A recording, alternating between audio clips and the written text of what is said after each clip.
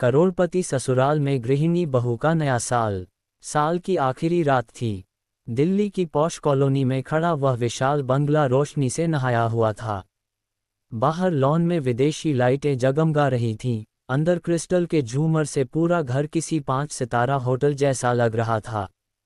ये घर था मल्होत्रा परिवार का, शहर के नामी करोड़पति, जिनका नाम बड़े बड़े बिजनेस मैगजीन में छपता था। लेकिन इस चमक दमक के बीच घर के एक कोने में खड़ी थी अनन्या, इस घर की बहू, एक साधारण सी गृहिणी। अनन्या की शादी को 3 साल हो चुके थे। वह एक मध्यम वर्गीय परिवार से आई थी, जहां नए साल पर बस खीर बनती थी और मां भगवान के सामने दीप जलाकर परिवार की खुशहाली मांगती थी। लेकिन यहाँ नया साल मतलब था विदेशी मेहमान, महंगे कपड़े, लाखों की सजावट और बिजनेस डील्स। अनन्या का काम बस इतना था, सब कुछ परफेक्ट रखना। उसकी सास शालिनी मल्होत्रा हमेशा कहती, हमारा स्टेटस है बहू, यहाँ कोई गलती नहीं चलती। सुबह 5 बजे ही अनन्या की आंख खुल गई। रसोई में जाते ही उसने लंबी लिस्ट देखी। 12 तरह के स्नैक्स, 6 तरह की मिठाइयाँ, विदेशी डिनर, देसी खाना और अलग से बच्चों के लिए मेन्यू। उसने गहरी सांस ली। उसके हाथ कांप रहे थे, लेकिन चेहरे पर शिकन नहीं आने दी। मन में बस एक ही बात थी, नया साल है, सब खुश होने चाहिए। दोपहर होते होते घर में मेहमान आने लगे। अनन्या हर किसी को मुस्कुराकर नमस्ते करती रही। कोई नहीं जानता था कि उसके पैरों में दर्द था।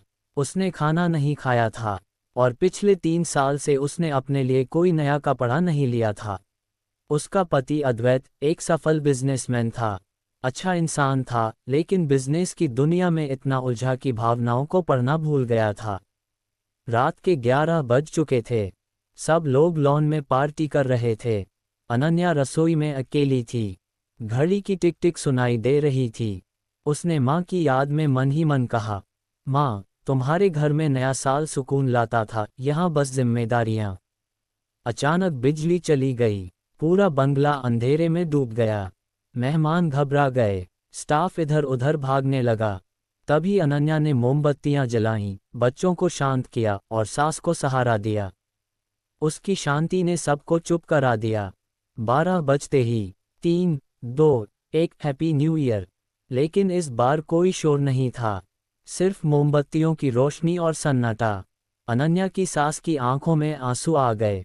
उन्होंने पहली बार बहू को गौर से देखा। शालिनी जी ने धीमे स्वर में कहा, अनन्या, तूने कभी अपने लिए कुछ मांगा? अनन्या मुस्कुरा दी, माँ जी, इस घर की खुशी ही मेरी खुशी है।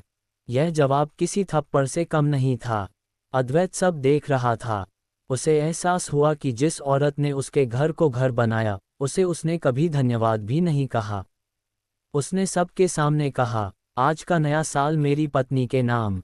पहली बार अनन्या को सबके सामने कुर्सी दी गई। उसके लिए खाना परोसा गया और उसे बहू नहीं, घर की आत्मा कहा गया।